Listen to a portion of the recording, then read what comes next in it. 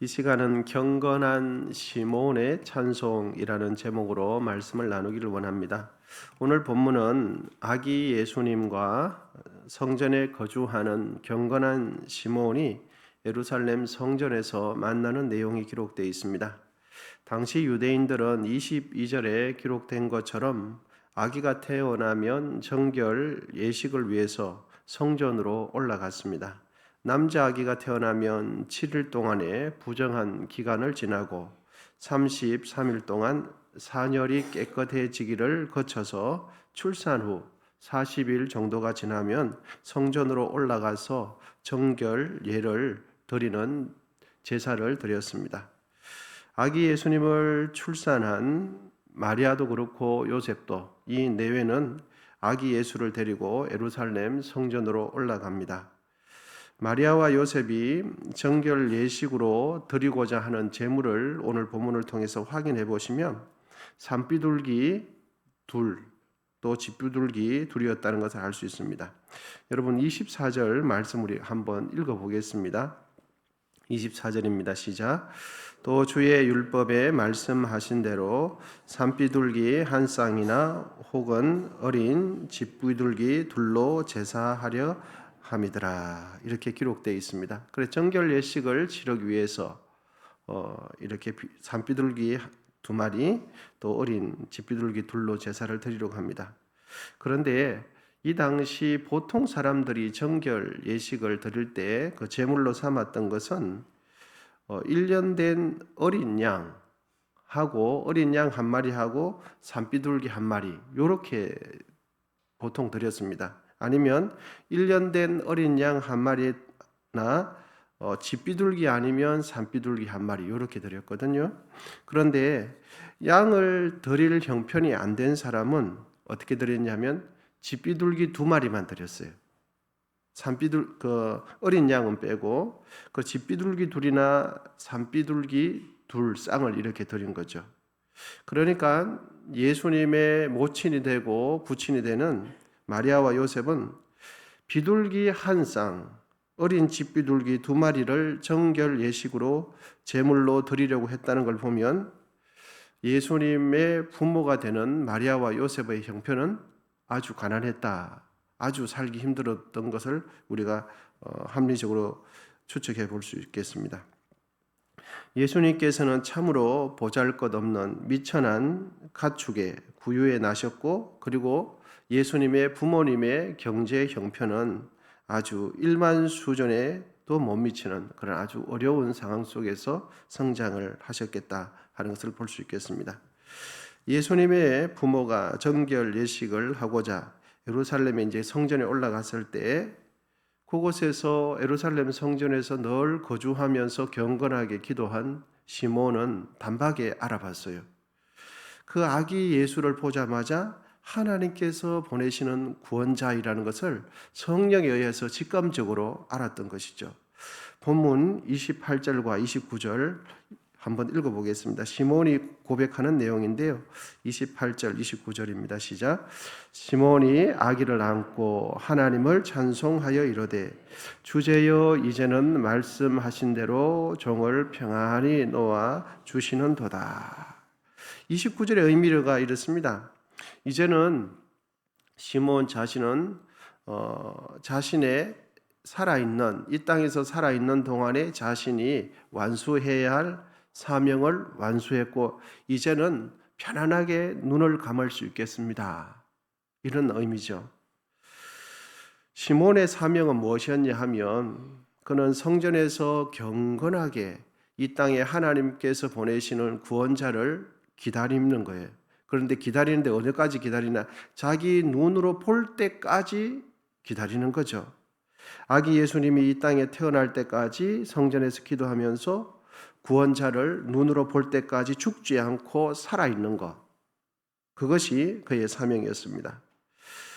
여러분, 우리 중에 단 한 분도 하나님께서 주신 사명이 없는 사람은 없습니다. 우린 모두는 하나님께서 주신 사명이 있어요.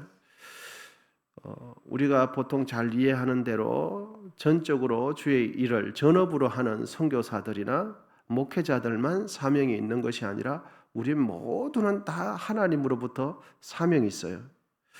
왜냐하면 아직 살아있다는 것은 하나님께서 나에게 주신 사명이 남아있다는 뜻이에요.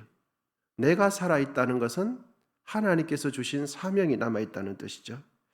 시몬의 나이가 몇 살인지는 알 수는 없지만 그가 지금까지 살아있었던 것은 이유가 뭡니까? 구원자를 보기 위함이었어요. 시몬이 살아있는 것은 건강관리를 잘해서 살아있는 게 아니죠. 그리고 자기 형편이 돼서 이렇게 건강이 따라줬기 때문에 살아있는 것이 아니라 그가 살아있는 것은 그의 사명 때문이었어요. 시몬은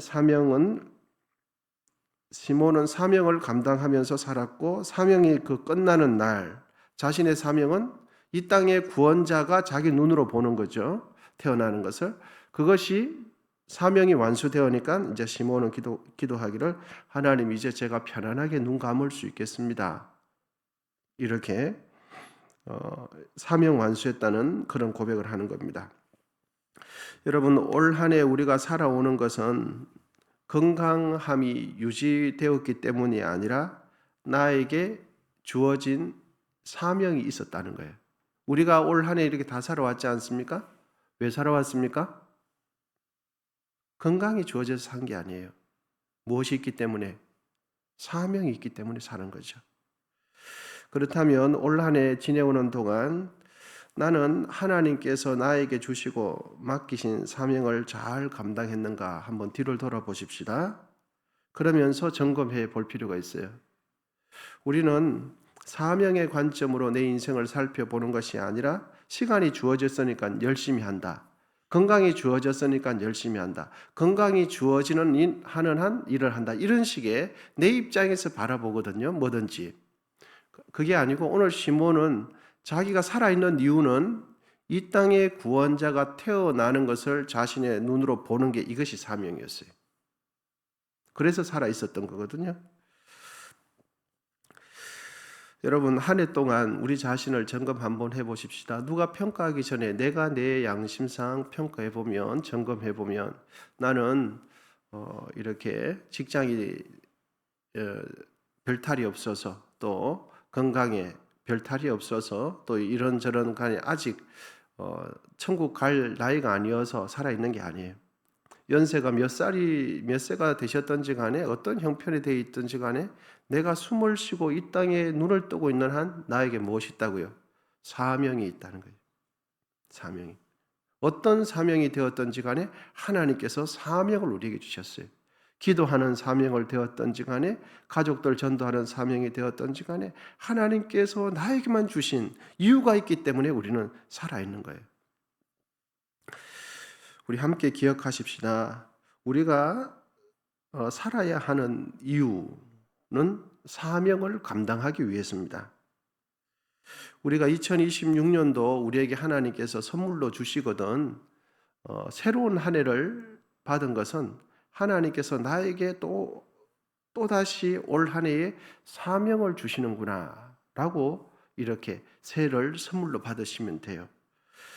충성스럽게 사명을 감당하는 삶이 하나님을 영화롭게 하는 삶입니다. 이제 본문 30절과 32절을 통해서 시몬의 고백을 좀 더 고백을 확인해 보겠습니다. 본문 30절과 32절입니다. 우리 같이 읽겠습니다. 시작. 내 눈이 주의 구원을 보았사오니 이는 만민 앞에 예비하신 것이요 이방을 비추는 빛이요 주의 백성 이스라엘의 영광이니이다 하니 아멘. 30절에 시몬은 갓난 아기 예수의 모습 속에서 무엇을 보고 있는가? 어린 아기, 40일 정도 된 어린 아기를 보면서 무엇을 보고 있냐 하니까 온 인류의 구원을 보고 있어요. 어린 아기를 통해서 구원을 보고 있다는 거죠. 아기 예수님의 모습 속에서 인류의 모든 죄를 용서하시는 하나님의 구원하심을 성령의 감동하심으로 예언적으로 보게 된 거죠. 31절 이는 만민 앞에 예비하신 것이요 만민을 비추는 빛이요 주의 백성 이스라엘의 영광이니이다 하니 아기 예수님과 시몬은 지금 어디에 있냐 하면 예루살렘 성전이라는 아주 제한되고 국한된 공간에 있어요. 그런데 시몬은 그 좁은 공간에서 시작된 하나님의 구원이 그 공간 안에만 제한되지 않고 그 시대에만 제한되지 않고 머물지 않고 오고 가는 전 인류 역사에 하나님께서 주시는 구원하심이 그 어린 아기, 그 예루살렘 성전이라는 좁은 공간 안에서 전 세계의 인류 역사의 구원을 보고 있다는 점이에요. 하나님의 구원하심은 예루살렘 성전 안에 국한되지 않죠. 하나님의 구원하심은 유대주의, 유대 혈통이라는 그 특정 민족에만 구원이 주어지는 게 아니죠. 전 세계로 하나님의 구원이 확장될 것을, 만민에게 구원이 주어질 것을 이 시몬은 영감을 통해서 보고 있는 거예요. 그 어린 아기 예수 안에서. 경건한 시몬은 아기 예수님의 모습 속에서 무엇을 보고 있는가? 자신의 구원뿐만 아니라 유대민족의 구원뿐만 아니라 전 인류의 구원을 보고 있어요. 하나님의 구원은 여러분 결코 이스라엘 민족에게만 국한되지 않습니다. 하나님의 구원하심의 그 중심은 이스라엘 유대민족이 아니라 예수님이세요. 그러므로 우리는 내가 구원받은 것, 우리 가족이 구원받은 것, 우리 가문이 예수 믿는 가문, 여기서 만족할 것이 아니라 오늘 본문에 있는 경건한 시몬처럼 민족과 열방과 만민을 향한 하나님의 구원 계획을 꿈꾸시기를 축원합니다. 우리의 가슴 속에는 예수 그리스도를 통하여 우리 언성교회를 통하여 이 지역 사회가 주께로 돌아오는 그런 꿈을 꾸게 되시기를 축원드립니다. 우리 가족을 통해서 나를 통해서 안 믿는 사람들, 지금은 우리가 다 계획하고 우리가 그것을 어떻게 할지는 모르겠지만 우리의 가슴 속에는 예수 그리스도로 인하여 수많은 사람들이 주께로 돌아오는 그 꿈을 꾸게 되시기를 축원드립니다. 오늘 본문의 시몬은 그랬어요. 그 어린 아기 예수 안에서 온 인류의 구원을 보았던 거죠. 여러분, 우리의 기도의 지경이 넓혀지기를 축원드립니다. 우리의 가슴에 그 비전이 넓어지기를 축원드립니다. 그리고 우리가 보는 이 시야가 지극히 나 중심적인 시야에서 벗어나 하나님의 마음을 품고 이 세상을 바라보고 또 교회를 바라보고 지역 주민을 바라보고 또 직장의 동료들을 바라보게 되시기를 축원드립니다. 그럴 때 우리를 통하여 이 구원의 빛은 만방으로 퍼져나갈 것입니다. 오늘 본문의 시몬은 그 예루살렘 성전 안에서 전 세계의 인류 구원을 보고 있었던 것입니다. 여러분, 우리의 가슴이 예수님처럼 또 오늘 본문의 시몬처럼 그런 믿음의 그릇이 넓어지기를 축원합니다. 기도하겠습니다.